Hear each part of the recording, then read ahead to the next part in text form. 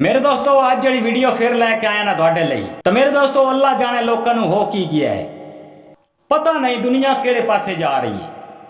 Sindh area ही मेरे दोस्तों, ते सिंध दे विच एक वारदात हुई आई ऊंट दे नाल जिहड़ी उहदे वडेरे ने टंग कट दित्ती आई।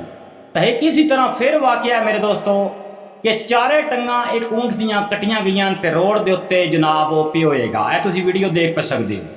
मेरे दोस्तों इहदे पिछे असलीयत की है वह भी तुहाडे अगे बयान करते हैं। मेरे दोस्तों इस इंसान का ऊंट जिहड़ा ना मर गया है। इन्हें के काम किया, इन्हें जनाब ना उहदियां चारे टंगा कट के ना ते रोड दे उत्ते सुट दिता। ते पता आदा जी पता नहीं किन्ने ये मेरे नाल जुल्म किया है।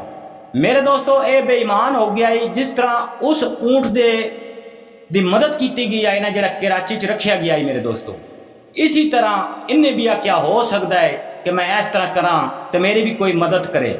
मेरे दोस्तों बेईमानी ना, इस बेईमानी की ऊंट तो पहले ही मर गया, लेकिन इन्हें फिर चारे टंगा उहदियां कट के ते रोड दे सट दिता। ते जाने मालूम नहीं किन्ने इन्हों टंगा कटियां। इन्ना जुल्म है एक जानवर दे नाल मेरे दोस्तों। इंसान हो रहा जानवरों के नाल। वो तो हकीकत विच आई ना मेरे दोस्तों, जो पहले वीडियो अस अपलोड की, काफ़ी यूट्यूबरां ने भी वीडियो अपलोड की। तो यह तुसीं जुल्म नहीं देख रहे कि एक मोए की मिसाल बनी हुई ना। पहले तुसीं सुनते भी रहते हो सो कि एक मरे हुए एक मुर्दे तो खफन लाना, तो उन्हें यह काम किया मेरे दोस्तों।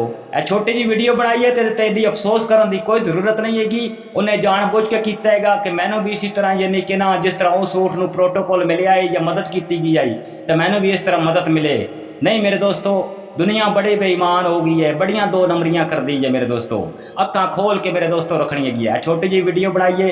अगर वीडियो पसंद लगी हो तो चैनल को लाइक सब्सक्राइब जरूर कर दे। अल्लाह सोने के हवाले।